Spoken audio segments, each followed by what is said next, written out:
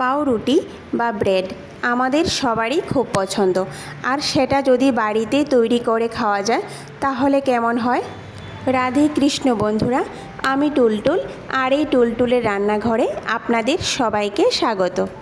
আজকে আমি তৈরি করে দেখাবো আটার তৈরি পাউরুটি বা ব্রেড। আর ময়দার তৈরি ব্রেডের চেয়ে কিন্তু আটার তৈরি ব্রেড স্বাস্থ্যের জন্য খুবই উপকারী। আমাদের অনেকের ঘরেই কিন্তু পাউরুটির মোল্ড বা কেক তৈরি করার মোল্ড নেই, তাই আজকে আমি স্টিলের বাটিতে পাউরুটি তৈরি করে দেখাবো। তাহলে চলুন আমি কি করে স্টিলের বাটিতে পাউরুটি তৈরি করছি দেখে নেওয়া যাক। সবার প্রথম আমি এখানে বাটার মিল্ক তৈরি করে নেব। তার জন্য আমি এখানে মোটামুটি গরম এক বাটি দুধ নিয়ে নেব।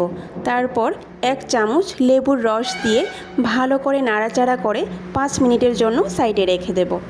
মনে রাখতে হবে দুধ কিন্তু বেশি গরম হলে চলবে না, মোটামুটি গরম হতে হবে, যাতে দুধের মধ্যে একটা আঙ্গুল চুবিয়ে কিছুক্ষণ রাখা যায়।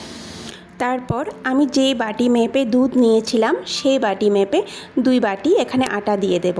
এখানে প্যাকেটের বা খোলা যে কোনো ধরনের আটা নিলেই চলবে। তারপর আমি একটা চালনি দিয়ে আটাগুলি ভালো করে চেলে নেব। আটাগুলি ভালো করে চেলে একটা সাইডে রেখে দেব। ফিরে এসেছি 5 মিনিট পর। দেখুন দুধের মধ্যে কিন্তু একটু একটু ছানা ছানা দেখা যাচ্ছে, তার মানে তৈরি হয়ে গেল আমাদের বাটার মিল্ক। এখন খুব সামান্য পরিমাণ লবণ দিয়ে দেব। 2 চামচ পরিমাণ চিনি দিয়ে দেব। বন্ধুরা, চিনির পরিমাণটা আপনারা এখানে কম বেশি করতে পারেন। তারপর 4 চামচ পরিমাণ সাদা তেল দিয়ে দেব।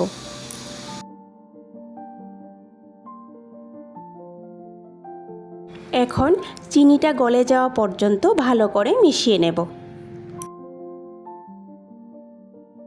চিনি এখানে খুব ভালো করে মেশানো হয়ে গেছে। এখন যে বাটি মেপে আমি দুধ আর আটা নিয়েছিলাম সেই বাটির হাফ বাটি এখানে টক দই দিয়ে দেব। সেই বাটির অর্ধেক বাটি টক দই দিয়ে আবারও ভালো করে মিশিয়ে নেব। ভালো করে মেশানো হয়ে গেছে। এখন যে আটাটা একটি থালায় চেলে রেখেছিলাম সেই আটাটা দুধের মিশ্রণে দিয়ে দেব।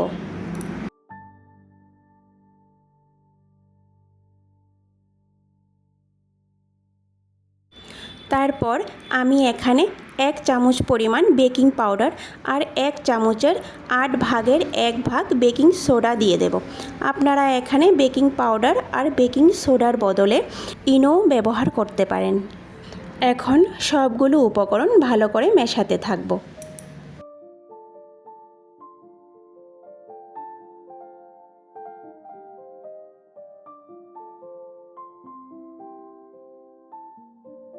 দেখুন বন্ধুরা, মিশ্রণটা কিন্তু অনেকটা ঘন, তাই আমি এতে অল্প অল্প পরিমাণ দুধ দিয়ে মেশাতে থাকব।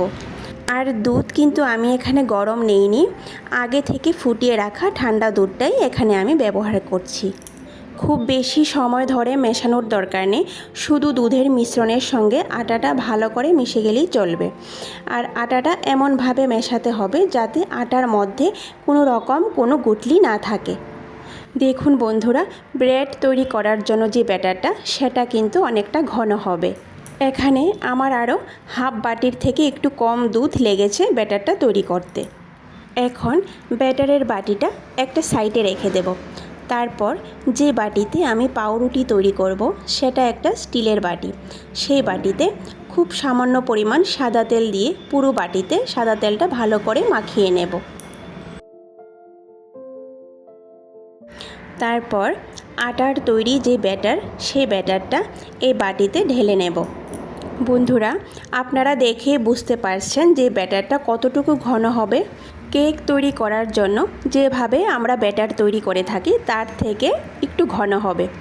এবার বাটিটাকে কয়েকবার ঝাঁকিয়ে নেব, কারণ ভিতরে যদি কোনো বাতাস থেকে থাকে তাহলে সেটা বেরিয়ে যাবে। তারপর আমি এখানে কিছু পরিমাণ সাদা তিল উপরে ছড়িয়ে দেব। সাদা তিল এখানে পুরোপুরি অপশনাল, হাতের কাছে থাকলেই দেবেন, আর না থাকলে দেওয়ার দরকার নেই। আমি এখানে আগে থেকে চুলায় একটা প্যানে 1 কাপ লবণ দিয়ে তারপর তার উপরে একটা স্ট্যান্ড বসিয়ে ঢেকে 5 মিনিটের মতো প্রিহিট করে নিয়েছিলাম। এখন ব্যাটারের বাটিটা প্যানের উপর বসিয়ে কম আঁচে ঢেকে রেখে দেব 1 ঘন্টা 20 মিনিটের জন্য। এমনভাবে ঢেকে দিতে হবে যাতে ভিতরের হিটটা বাইরে না বেরিয়ে আসতে পারে। ফিরে আসলাম 1 ঘন্টা 20 মিনিট পর। এখন একটা টুথপিকের সাহায্যে চেক করে নেব। টুথপিকের মধ্যে যদি ব্যাটার না লেগে থাকে তাহলে বুঝতে হবে পাউরুটিটা সম্পূর্ণ তৈরি হয়ে গেছে। দেখুন টুথপিকের মধ্যে কোনো রকম কোনো ব্যাটার লেগে নেই, তার মানে আমাদের পাউরুটি তৈরি হয়ে গেছে। পাউরুটিটা নামিয়ে গরম থাকা অবস্থায় একটা চামচের সাহায্যে বাটার লাগিয়ে দেব। আমার কাছে ব্রাশ নেই তাই আমি চামচের সাহায্যে লাগিয়ে দিচ্ছি। বাটারের পরিবর্তে এখানে ঘিও ব্রাশ করা যাবে।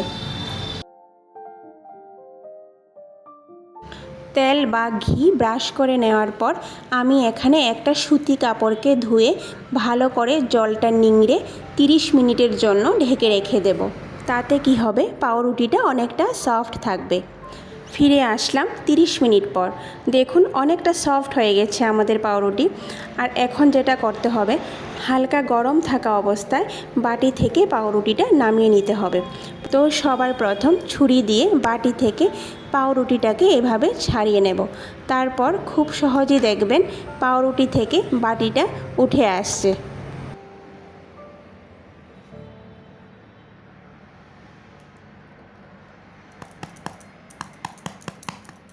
দেখুন বন্ধুরা, বাটি থেকে খুব সহজে কিন্তু পাউরুটিটা উঠে আসছে।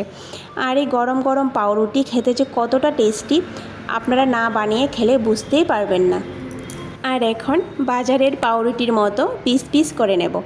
তৈরি হয়ে গেল বন্ধুরা আমাদের পাউরুটি, আটার পাউরুটি বা ব্রেড। খুব সহজেই এই পাউরুটিটা বাড়িতে তৈরি করে নেওয়া যায়।